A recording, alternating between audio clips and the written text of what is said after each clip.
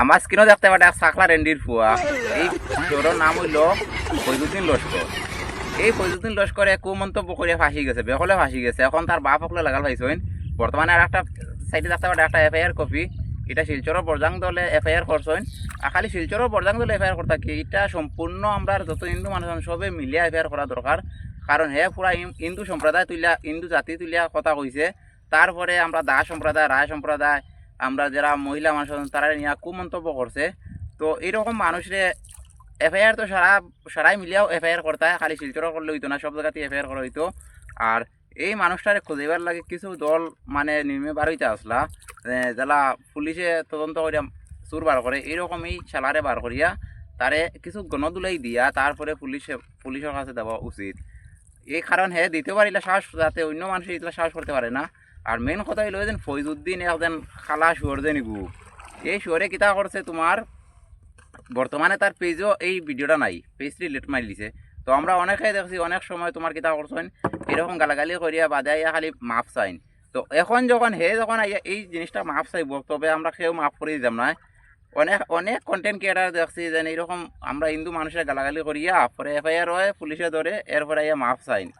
তো এটা কিন্তু আমরা মেনে নিতাম না। আমরা মাফ চাইলেও আমরা মাফ দিতাম না, কারণ তারে মাফ দেবো হইব, কিন্তু উচিত শিক্ষা দিয়া মাফ দেবো হইব। আর আমার শিলচরের বরজাং দল ভাই হলে বড় সুন্দর একটা কথা কইছেন, যেন যদি অতি সত্তর যদি পুলিশ প্রশাসনে যদি কোনো পদক্ষেপ নেয় না, তে কিন্তু আমরা নিজে ইটারে বার করিয়া আমরার মতন আমরা শাস্তি দিমু, আইন এত রাইকে শাস্তি দিমু। তো এটা নিয়ে কোনো কম্প্রোমাইজ হইতো না। আর এই যখন সিস্টেম এইরকম যারা গালাগালি করে, হে নিজে শিলচরের যেন ফৈজুদ্দিন যেন খালা বইয়ার দেখায় আমার স্ক্রিনও লাগিয়ে রাখছি, হে নিজে হইল শিলচরের। বেশি লম্বা কথা হয়ে যায় না, ভিডিওটা সবই আগে শেয়ার মারি দিও। আর যারা এখনো ফলো করছো না ফলো করে দিও।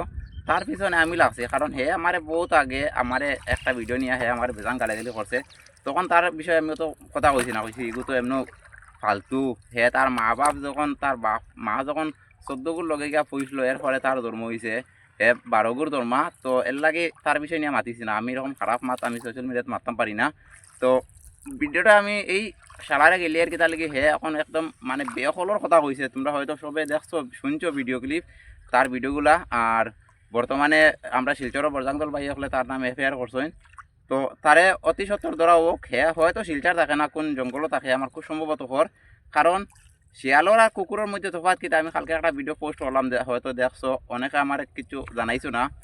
শিয়ালে দেখো অন্ধকারও চিল্লায়, মানুষ দেখলে দৌড় মারে। আর কুকুরে মানুষ দেখলে চিল্লায়। অন্ধকারও হে তোমার মানুষই থাকে না, হে ডাকিতো না।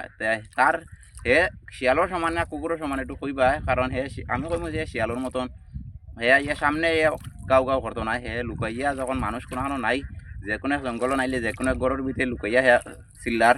তো দম থাকলে কুকুরের লাখানে ইয়ে চিল্লা, মানুষের সামনে ইয়ে চিল্লা, তখন বুঝতে পারবে কয়টা লাথ খাস আর কয়টা ঘুষি খাস। তো ভিডিও আর বেশি লম্বা করি না, ভিডিওটা শেয়ার মারি আগে পৌঁছে দিও।